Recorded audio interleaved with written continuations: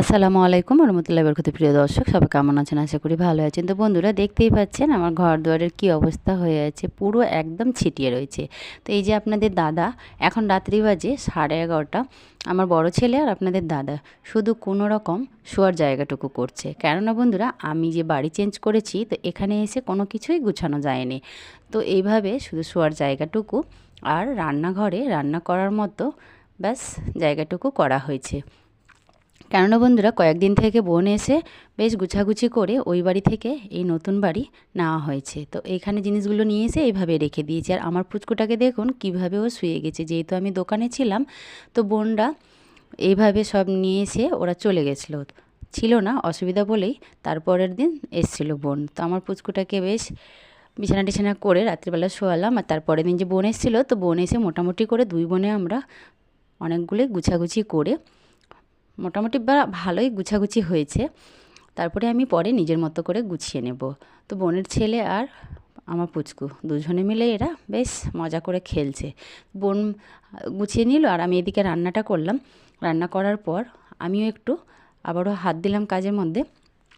তো দুই বোন মিলে একটু গুছিয়ে নিয়েছি। গুছিয়ে নেওয়ার পর বোন সুন্দর করে ঝাড়ঝাড়টা দিয়ে আর ভালো করে পরিষ্কার করে নোংরাগুলো ফেলে দিল। আর দেখুন, রান্নাঘরটাও আমি দেখিয়ে দিচ্ছি যে রান্নাঘরটা ঠিকঠাক এখনও গুছানো যায়নি, বেশ অনেকগুলোই জিনিস রয়ে গেছে। তো আস্তে আস্তে গুছাবো, সেরকম কোনো দরকার নেই। তো বোন বলছে যে আর থাকবো না, আমি চলে যাব, বেশি দিন থাকা তো যাবে না, ওর ছেলে মেয়েরও ফাইনাল পরীক্ষা আছে আর টিউশনগুলো নষ্ট হয়ে যাচ্ছে। তো বন্ধুরা, এইভাবে দেখুন ও চলে গেল গুছিয়ে। তার পরের দিন আমি আস্তে সুস্তে করে গুছিয়ে টুছিয়ে এইভাবে একটা বড় জানলা ছিল, সেইখানে দুটো পর্দা দিয়ে আর আলনাতে যে টুকরো টাকরি কাপড়গুলো ছিল সেইখানে একটা চাদর ঢাকা দিয়ে এইভাবে আমি সুন্দর করে মুড়ে দিলাম। মুড়ে দেওয়ার পর আর এখানে ডাইনিংয়ে আমি দুটো স্ট্যান্ড ফ্যান রেখেছি।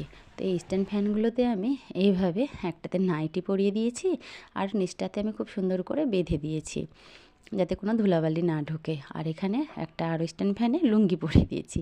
তো বন্ধুরা, তো বেশ মোটামুটি আমার একদম গুছানো হয়ে গেছে। আর আমার পুচকু স্কুল থেকে চলে এসেছে, ওর সকাল 10টায় স্কুল আর 3টায় ছুটি হয়। তো আজকে শুনলাম যে আমাকে ফোন করে বলছে যে 3টায় ওর না, আজকে 1:20-তে ছুটি। তো চলে এসেছে, এসে নিয়ে ওকে বললাম তুমি এবার ভাত খেয়ে নাও। বলে গুঁড়া দুধ খাবো। গুঁড়া দুধ আমার বাড়িতে থাকলে তো থাকেই না একদম, মানে ও যখনই দেখবে তখনই ও মাঝে মাঝেই খেতে চলবে। তো ওকেও বললাম তুমি এবার এগুলো সরাও, গুঁড়ো দুধ নাহলে আঠা আঠা হয়ে যাবে। খাওয়া দাওয়া হয়ে গেল ওর, ব্যাস আরও একটু আমি সুন্দর করে ঝেড়ে পরিষ্কার করে আর ব্যাস আপনাদেরকে এইভাবে দেখাচ্ছি। দেখুন, এইভাবে সাইডে ফ্রিজ রেখেছি আর এই যে রান্নাঘরের সাইডে একটা পর্দাও দিয়েছি, রান্নাও চাপিয়েছি আর এদিকে আমি কাজও করছি। কেননা সকাল সকাল কাপড়গুলো কেচে দিয়েছিলাম, যে ঠান্ডা পড়ে গেছে, তো সকাল সকাল না কাচলে শুকাবে না। তো আমার পুচকু খেয়ে দিয়ে নিয়ে আর ব্যাস পুতুল নিয়ে ও খেলা শুরু করেছে। তো স্কুলের ব্যাগটা রেখেছে কোথায় আর স্কুলের জামাগুলো বিছানার মধ্যে ছিটিয়ে রেখেছে। ওকে বলছি যে তুমি একটু নিজের জায়গাগুলো নিজে সব কিছু জিনিসগুলো নিজের জায়গা মতো রাখো। তা না, ও পুতুল নিয়েই খেলা করবে। তো বন্ধুরা, এই যে আমার কাপড়গুলো রয়েছে, এই কাপড়গুলোকে আমি এবারে গুছিয়ে সুন্দর করে আলনার মধ্যে রেখে দেবো। ওকে বললাম বিছানাটা তুমি কিন্তু নোংরা করবে না। আর এইভাবে আমি ঘরটাকে সাজিয়েছি আমার মতো করে। আর এই যে সাইডে কম্বলটা দেখতে পাচ্ছেন, এটাও পরে দেখাবো। তো বন্ধুরা দেখুন কতগুলো কাপড় রয়েছে গুছাতে। এইগুলো আমি এবারে সুন্দর করে ভাঁজ করে আলনার মধ্যে রেখে দিব। আর ওকে আমি বলছি যে তুমি তাহলে এবার চুপচাপ একটু শান্ত মতো বসো। ও স্কুল চলে গেলে আমার খুব ভালো লাগে, আমি একা একাই সব সুন্দর করে করে নিই। ও থাকলে বিরক্ত করে, করতে দেয় না সেরকম। ও পুতুল নিয়ে যা যখন পাবে তখন নিয়ে খালি ওলটপালট করে। এখন পুতুলটা রেখে আবার ক্যারাটে শিখছে। কি বলবো সত্যি আপনাদেরকে। তো বন্ধুরা দেখুন, আমাকে তো এইভাবে জ্বালাতন করতেই আছে। তো আমার কাপড় প্রায় গোছানো হয়েই আসছে, সবগুলো গুছিয়ে তারপরে আবারও দেখাচ্ছি। তো এই যে বড় ছেলে এই ঘরে রয়েছে, এই কম্বলটা নিয়ে এসে দিয়েছিল বোন দিল্লি থেকে। তো ও কম্বলের ভিতর ঢুকে আছে, যেহেতু একটু ঠান্ডা ঠান্ডা করছে। তো দিনের বেলায় বন্ধুরা, এটা এই 2টা বাজবে। ওকে বললাম যে তুই একটু ওঠ, আমি কম্বলটাকে সুন্দর করে দেখাই। তো বলছে না, আমি বলে উঠবো না। তো ঠিক আছে থাক, এইভাবেই আমিও আপনাদেরকে দেখালাম। আর এই কম্বলটা যে ভাঁজ করা ছিল সেটাকেও আমি খুলে আপনাদেরকে দেখালাম। হঠাৎ করে ঠান্ডা পড়ে যাওয়াতে আপনাদের দাদাকে বললাম যে ঠান্ডা পড়ছে, লেপগুলো তো ছিঁড়ে গেছে, তো লেপ আর না রেডি করে কম্বলটাই নিয়ে নাও। তো এইভাবে এই কম্বলটা আমি নিয়ে নিয়েছি। কালারটা কি সুন্দর লাগছে না দেখতে বন্ধুরা? তো 2টা কম্বলের মধ্যে কোনটা কালার বেশি ভালো লাগছে কমেন্টে কিন্তু অবশ্যই জানাবেন। আর এই বিছানার মধ্যে রয়েছে দুটো খাট। খাট বলতে একটা চৌকি, একটা স্টিলের খাট। এইভাবে জয়েন্ট করে বড় করে বিছানা পাতা রয়েছে, কেননা বোনরা আসলে পরে বোন আমি মাঝে মাঝে একসঙ্গে আমরা পুচকুকে নিয়ে সবাই একসঙ্গে ঘুমাই। আপনাদের দাদা বড় ছেলে একসাথে থাকে। তো বন্ধুরা দেখুন, আমার পুচকু একটা ওর আব্বুর ফোন নিয়ে ওও ব্লগ বানাচ্ছে। আমি যেইভাবে করছি ওও সেরকম করছে, মানে ওর ব্লগটা দেখে আমার হাসি পাচ্ছে। তো বন্ধুরা এই তো হলো আমার ঘর গুছানো, পুরো একদম এখন ফিটফাট।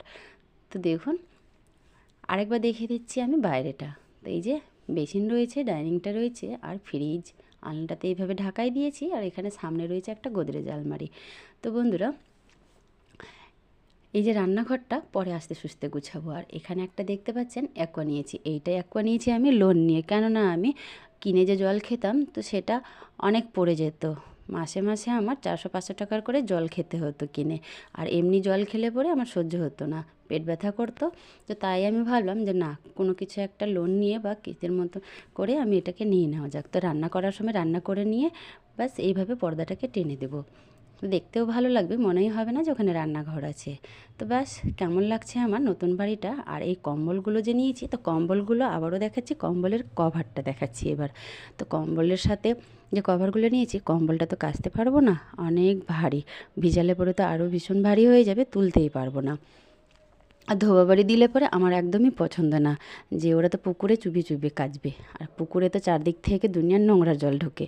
তো বন্ধুরা এই যে হচ্ছে এই কম্বলটার কভার, দেখুন কি ভালো লাগছে না, কম্বলের কভারটাও দেখতে খুবই ভালো লাগছে আর সফট।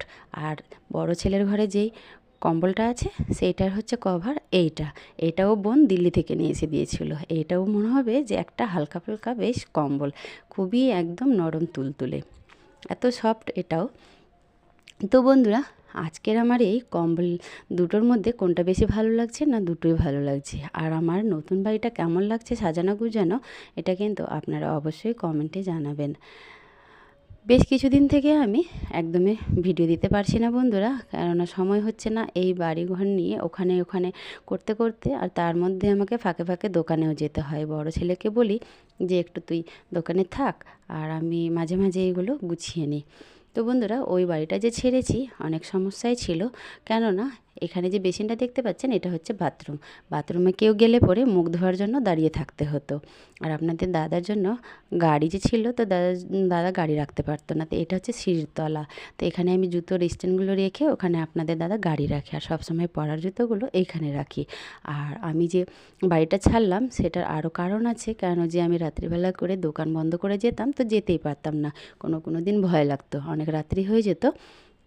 কোনো দিন দোকান থেকে যেতে 10:30, 11টা, কোনো দিন আবার 11:30টাও বেজে যেত। আপনাদের দাদার সাথে গেলে ভয় লাগতো না, আমি গেলে একাই ভয় ভয় লাগতো।